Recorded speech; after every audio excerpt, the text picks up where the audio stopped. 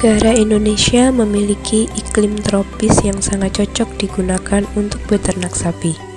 Salah satunya adalah Desa Bangelan, Kecamatan Wonosari, Kabupaten Malang, Jawa Timur. Desa ini menjuluki desanya dengan nama Desa Wisata Agrikultur. Salah satu alasannya adalah sebagai desa ternak dan banyak warganya menjalankan bisnis budidaya aneka ternak. Salah satunya sapi potong, karena menjadi salah satu peluang bisnis yang cukup menjanjikan untuk dijalankan.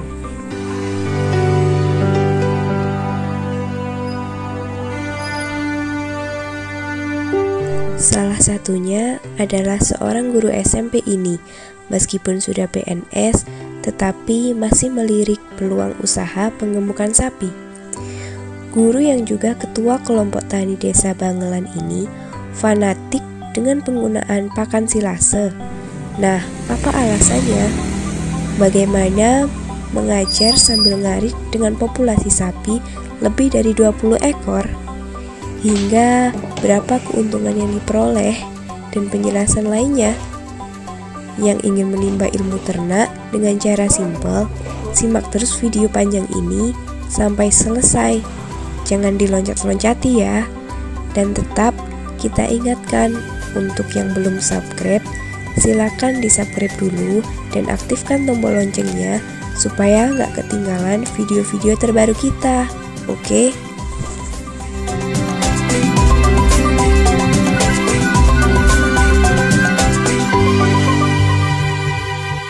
Bismillahirrahmanirrahim. Assalamualaikum warahmatullahi wabarakatuh. Nama saya, karena mengikuti aturan sini, saya sebutkan nama lengkap yaitu Muhammad Sutaji Sumarto, Desa Bangelan, RT 4 RW 1. Nah, yang di sini dikenal kelompok tani karya utama, namun di kandangnya namanya kandang sapi Bangelan. Dan nomor NPWP dan sebagainya sudah lengkap semuanya. Untuk pekerjaan saya sementara ngajar, ya karena ngajar ya tentunya saya membutuhkan anak kandang yang membantu pemberian makan, kebersihan dan lain-lain. Karena apa? Karena kan kalau saya sendiri kan nggak mungkin secara pribadi pagi sore membantu makan, namun pasti sewaktu-waktu kita bantu bekerja sama untuk memberikan pakan, melihat kebersihan kandang dan lain-lainnya. Tuh, jadi kalau perlu nomor telepon atau WA 081 23 23 28 495 itu identitas saya untuk kelengkapan sini. Jadi di Desa Bangelan ini untuk kelompok atau peternak sapi penggemukan di sini sebetulnya salah satunya, tidak hanya di sini. Ada di Tumbang Sari itu yang agak besar, atau mungkin di sebelah sini juga ada. Namun yang memang agak dikatakan cukup banyak di sini. Sementara kita maksimal isinya 24, namun masih terisi sampai kemarin masih 21. Namun kemarin keluar 3, tinggal sekarang 18. Nah, dari 18 ini kalau jenengan tadi sepintas melihat kita makan, mungkin memberi pakannya tidak lebih dari 30 menit. Kurang dari itu bisa. Yang penting sudah tersiapkan itu. Terus saya menekuni ternak sapi ini kurang lebih 2 tahun berjalan. Jadi belum sampai berjalan penuh 2 tahun, tapi hampir 2 tahun berjalan. Ya, yang mana perjalanan ini tidak semulus apa yang kita bayangkan saat ini. Langsung serta-merta seperti ini tidak, karena semuanya itu perlu proses, perlu belajar. Nah, saya menekuni ini memang punya semangat atau motivasi. Yang pertama, seperti yang dikatakan orang-orang itu, tidak hanya kepingin, tidak hanya suatu hobi. Saya berharap ini suatu profesi, suatu usaha yang memiliki nilai-nilai nominal yang perlu diharapkan. Itu harapan dari motivasi saya. Untuk sistem berternak, ya, sistem memberikan pakan, seperti jenengan lihat sendiri saat ini sapi sedang makan, bisa dikatakan pakan kering. Orang bilang, wong rumat sapi kok gak tahu ngarit. Ya seperti inilah modelnya. Jadi sekali cari pakan bisa dimakan ternak kita sampai berbulan-bulan. Bahkan yang pertama awal kita ternak itu sampai 7 bulan tidak ada masalah. Nah, pakan selase yang kita bikin ini tanpa menggunakan bahan kimia sama sekali. Jadi kita beli bahan baku, tebon, jagung, apakah jagung lanang atau mungkin jagung lokal atau mungkin juga jagung manis, tidak ada masalah. Yang penting tidak terlalu muda dan tidak terlalu tua, itu ya. Nah, terus saya bagaimana? Mungkin jenengan bertanya, kok iso sambil ngrumat sapi sambil di sekolah? Ya, manajemen terutama memang kita harus bisa membagi waktu, kapan sekolah, kapan mencari pakan, kapan melihat perkembangan pertumbuhan sapi di kandang. Itu kita bagi dengan waktu yang pasti. Oh, pulang dari sekolah jam sekian langsung ke kandang, atau sebelum berangkat ke sekolah sudah ke kandang.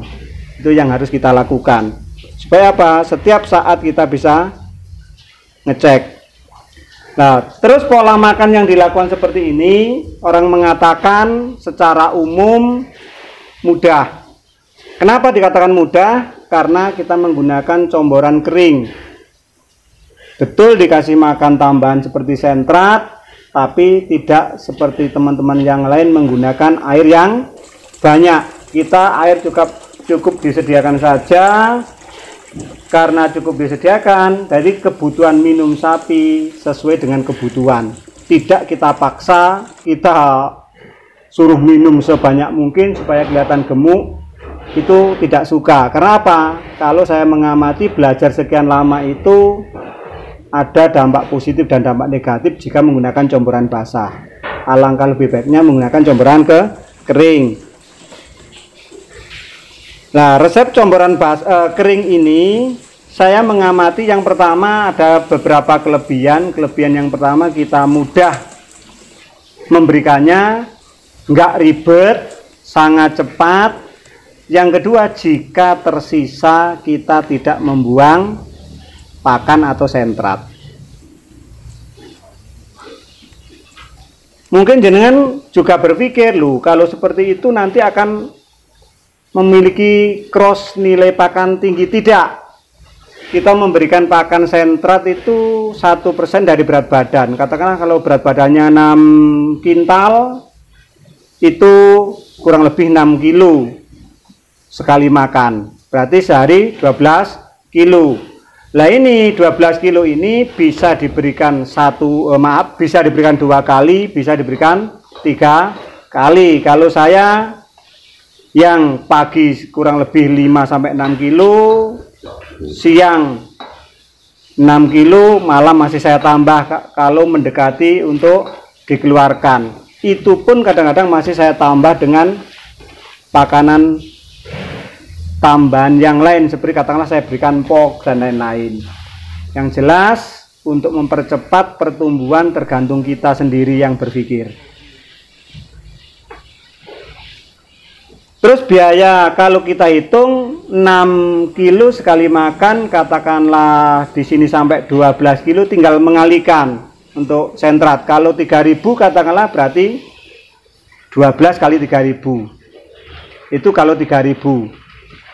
Katakanlah 2,5, ya tinggal mengalikan berapa harga sentrat yang kita gunakan. Tuh. Untuk selasenya itu sebetulnya nggak mahal. Yang mahal itu ongkos kerjanya.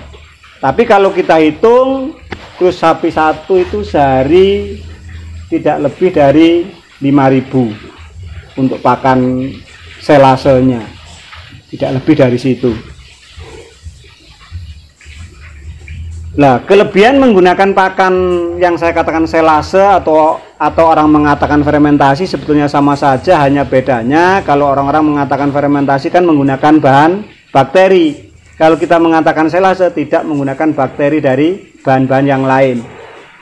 Bahannya itu selama masih mengandung bahan baku yang mengandung unsur karbohidrat itu bisa menjadikan selase.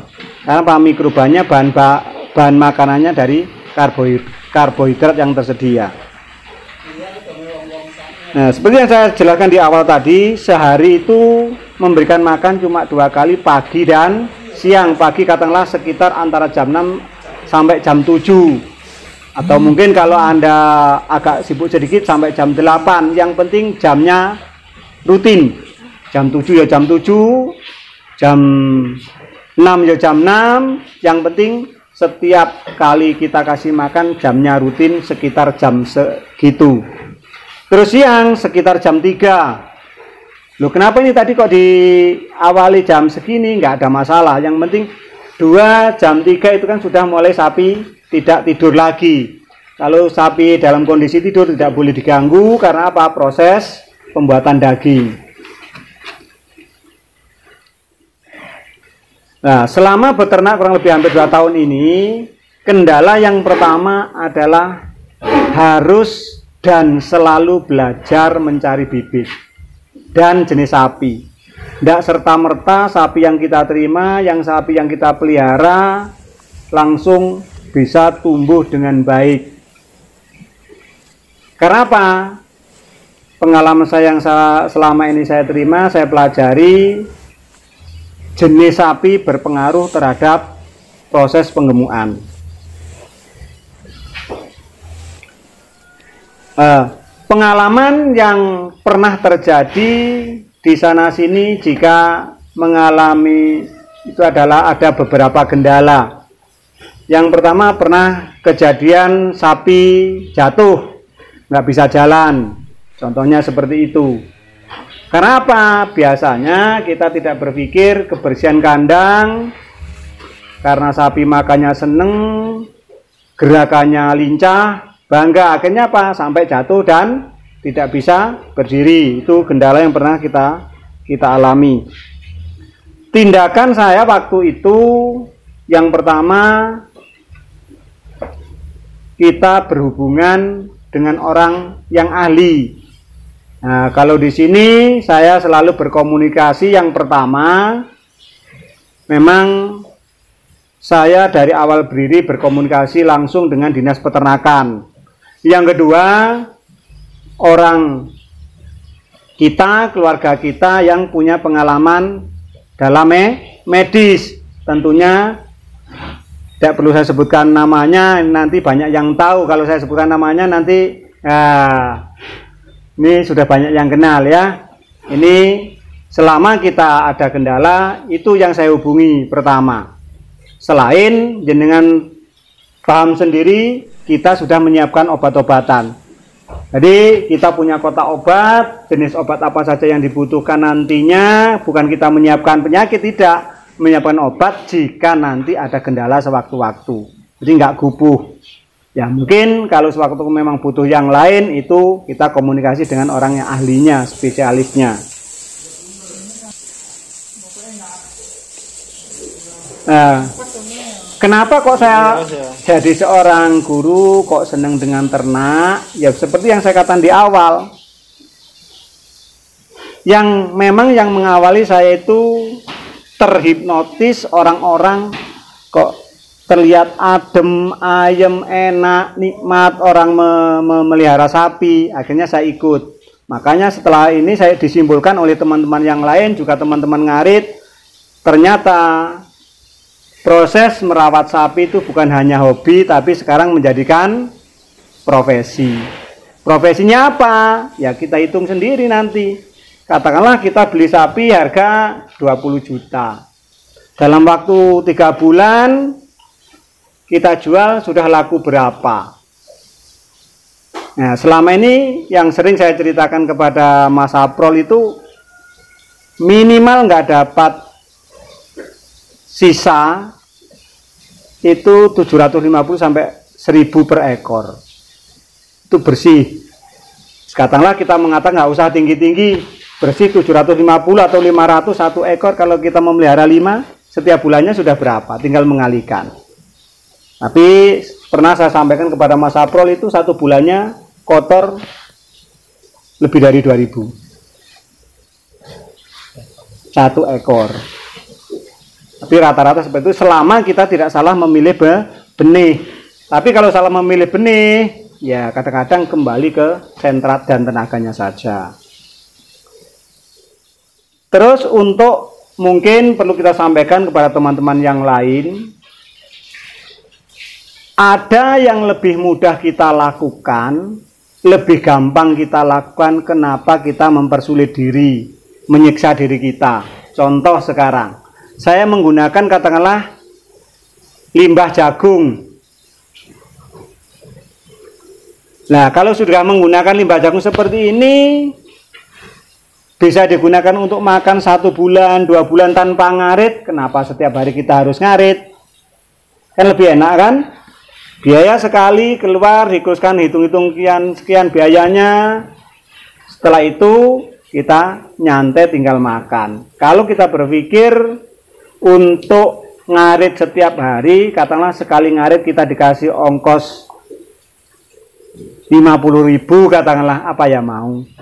Belum capeknya, sudah belum lagi nanti kita waktunya tersita, belum lagi kalau nanti dalam kondisi sibuk. Kalau dalam kondisi pakan sudah siap, tinggal memberikan makan, tidak harus kita, orang lain pun juga bisa. Nah, seperti ini kita butuh dari sapi sekian, katakanlah kurang lebih 18 ekor, cukup 1 orang. Memberi makan, membersihkan, dan lain-lain. Padahal kalau kita cuma makan saja, jenengan tahu, tadi nggak ada 30 menit memberikan makan saja. Nah, itu kan sudah kita bisa bekerja yang lain, dan lain-lain. Atau bisa usaha yang lain, kalau punya pekerjaan yang lain, bisa kita menukin pekerjaan yang lain.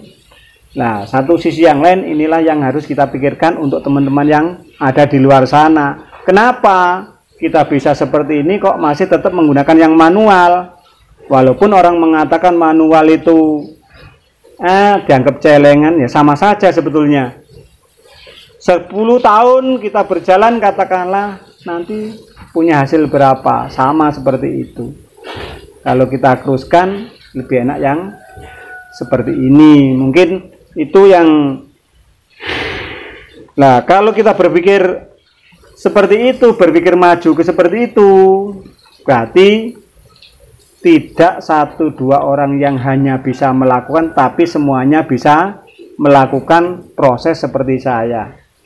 Dan saya juga mohon maaf, banyak yang telepon ke saya waktu itu, tidak saya angkat. Karena apa? Saya menginginkan datang ke sini, datang ke kandang saya, bukan kepingin diapakan ya, dihormati, tidak. Ingin biar tahu proses makannya, ingin biar tahu cara penyajiannya, campurannya, berapa persen, itu tujuan saya. Nanti kalau hanya lewat telepon saja, ya enak, nanti takut saya salah informasi, nanti setelah ini nanti akhirnya rame-rame ada kesalahan, saya yang disalahkan. Yang saya tahukan itu. Makanya saya berharap kepada teman-teman yang memang nanti ingin bersahabat, berteman dengan saya, itu sangat terbuka, monggo datang ke kandang sapi Banglan. Ya, itu intinya di situ.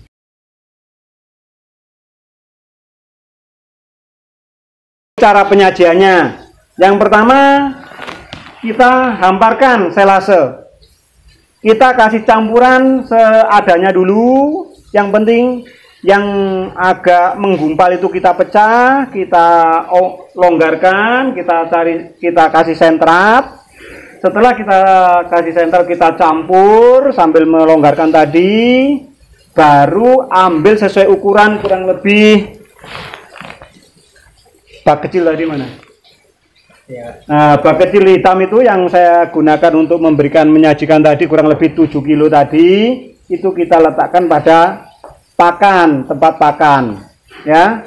Nah setelah itu kita baru memberikan ukuran sentrat, masuk sentrat sesuai dengan kebutuhan. Katakanlah kebutuhannya sapi ini 5 kilo, ya kita beri 5 kilo ke situ, kita campur sudah, itu yang lebih valid. Kalau dicampur di sini semuanya pernah mengalami saya, kita campur di sini sesuai dengan kita hitung sapinya membutuhkan berapa kilo, ternyata pertumbuhan dagingnya tidak sama. Ada yang cepat gemuk, ada yang tidak. Kalau langsung disajikan di tempat yang seperti ini, karena ukuran sapi ini kebutuhannya 5 kilo, dah 5 kilo dimasukkan, berarti kan sesuai ukuran. Di sini 6 kilo dikasih 6 kilo, itu sesuai ukuran. Berarti pertumbuhan sapi tidak sia-sia. Nanti di sini semua makan podo 5 kilo ini nggak akan kurang nanti yang besar. Tuh. Untuk waktu pembersihan kandang di sini terutama ya, untuk kandang saya ini 2 kali. Pagi dibersihkan seperti ini, makan juga dibersihkan. Supaya apa? Kandang kelihatan bersih, secara otomatis kesehatan akan terjamin. Kalau tidak seperti itu, kalau sudah terbiasa bersih, sapi-sapi ini biasanya nggak mau tidur, kondisi kotor nggak mau tidur, berdiri. Waduh aku no. Ternyata setelah saya amati, oh ya pinter sapi resian.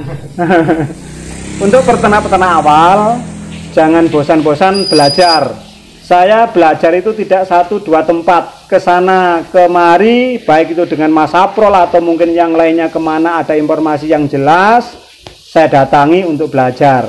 Alhamdulillah setelah sekian lama akhirnya menemukan proses penyajian yang seperti ini. Dan di sini alhamdulillah, bukan saya kok promosi, tidak. Teman-teman yang datang ke sini tidak hanya wilayah Malang. Kemarin ada yang dari Mojokerto, ada yang dari Blitar. Kalau ke timur sudah ya jenengan tahu sendiri. Kalau wilayah Malang sekitar sini hampir prosesnya yang mengikuti jejak saya sudah banyak. Karena apa? Mau nggak mau kalau kita dengan nyantai, pakan sudah banyak, meskipun hujan lebat, nggak ada masalah. Meskipun hari raya kancane bingung golek andungan, kita nggak ada masalah sudah. Itu enaknya. Terus yang kedua, pesan yang paling sangat menonjol, kalau memang bisa hindari resiko sedikit mungkin adanya resiko dengan cara tidak menggunakan comberan basah. Comberan basah itu rentan flu, rentan sakit. Karena apa? Sebelum ini saya comberan basah kurang lebih 6 bulan. Pertumbuhan sapi lambat, saya tidak mengira seperti itu. Sapi hampir tiap 2-3 hari sekali itu pilek. Alhamdulillah saat ini. Bisa tanyakan ke Mas Aprol itu. Mas pilek, wah sama ini ya seperti itu. Kalau saat ini alhamdulillah, baik perubahan musim atau tidak seakan-akan sudah tahan lah. Karena apa? Kebutuhan air ini kan sangat berpengaruh sebetulnya. Kalau kelebihan minum air putih, ya kalau sesuai ukuran, kalau kelebihan ukuran sama dengan memaksakan air putih masuk, akhirnya apa? Jadi penyakit sebetulnya. Kalau kita sih tidak ada masalah, air putih banyak dan secepatnya keluar. Kalau kita berhubungan dengan ini pemamah biak, itu berbahaya juga kalau kelebihan. Sama dengan digelonggong. Mungkin itu. Mungkin itu untuk peternak-peternak baru, mohon disikapi. Jika nanti kurang paham, monggo silakan datang, terbuka kapan saja. Bahkan ini kemungkinan banyak luang waktunya saya. Karena apa? Apalagi dalam kondisi seperti ini banyak yang di rumahnya. Karena apa? Ngajar sekarang dengan daring, luring mungkin hanya beberapa saat saja. Enaknya di situ. Tapi untuk kegiatan-kegiatan yang seperti ini saya fokuskan, memang apalagi Ya seperti ini agak cukup besar-besar, agak lebih